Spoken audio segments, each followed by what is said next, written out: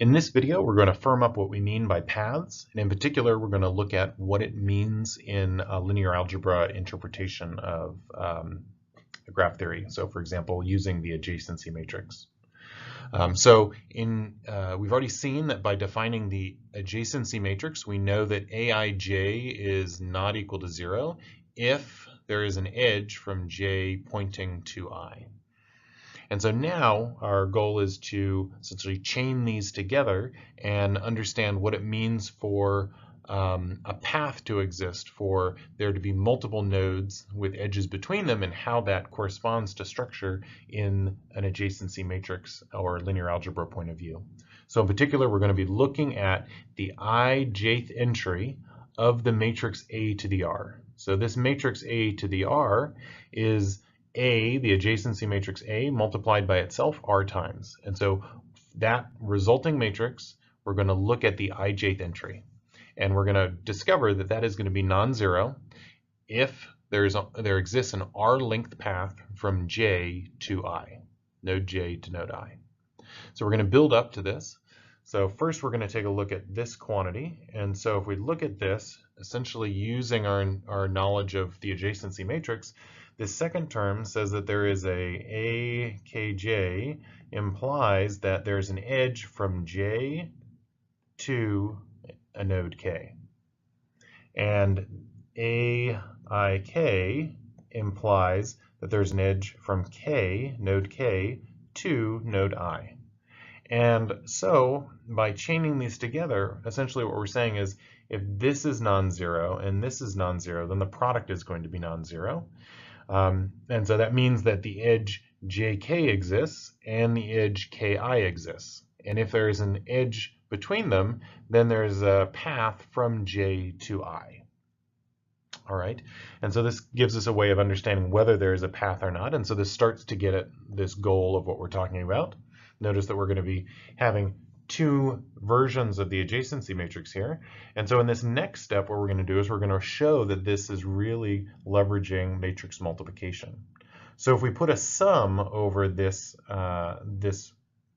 product here, this sum here, if we sum over the internal element or node k, that means that the node k changes identity as k indexes. So as k is equal to 1, k is node 1. If k is equal to 2, then the intermediate node here is node 2, and so on. And so we're going to loop over all of these nodes, and we're going to sum those up. And so effectively what that means is that's the same as still having an edge from j to k, and then an edge from k to I. However, we're adding up all the contributions that happen from different options of k. So for example, node 1 might be over here. 1 is over here, and so it doesn't have an edge from j to 1 or 1 to I. And so it does not add anything, and so the j1, so the what would be an edge from here to here, is 0 because there is actually no edge.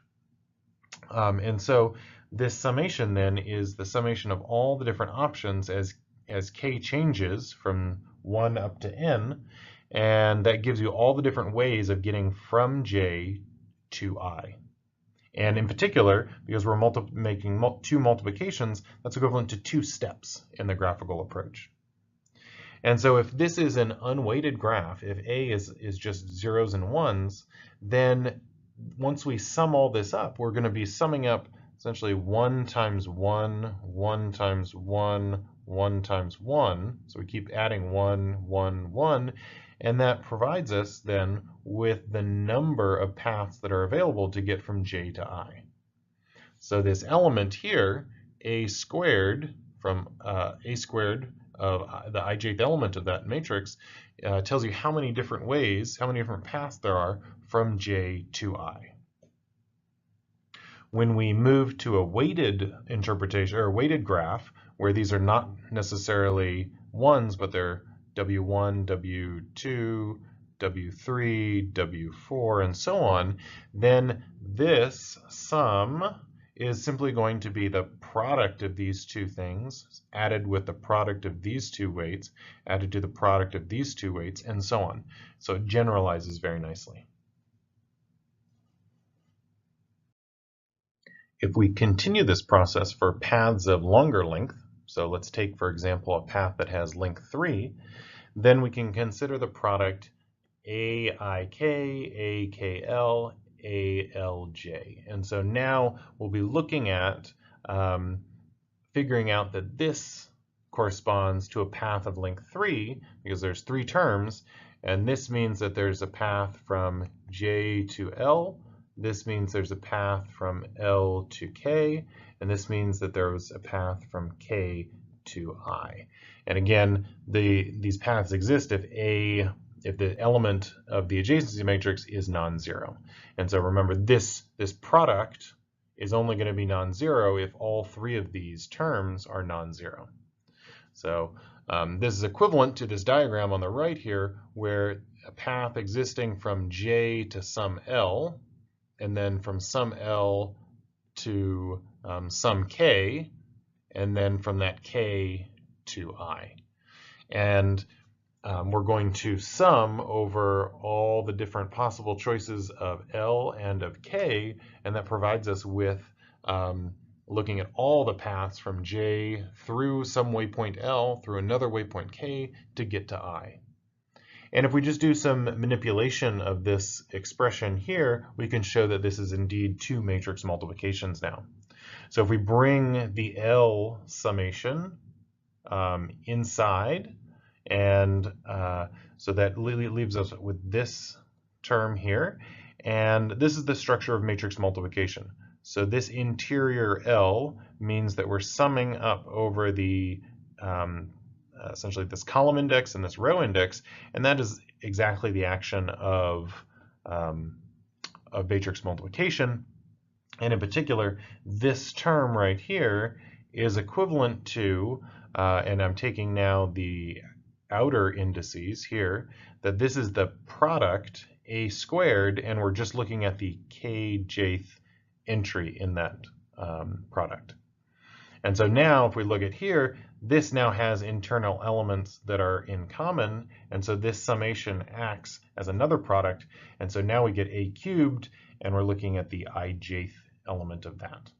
If you're having trouble seeing that, that this indeed is matrix multiplication, so this is our most fundamental formula here, we'd have AIK times BKJ,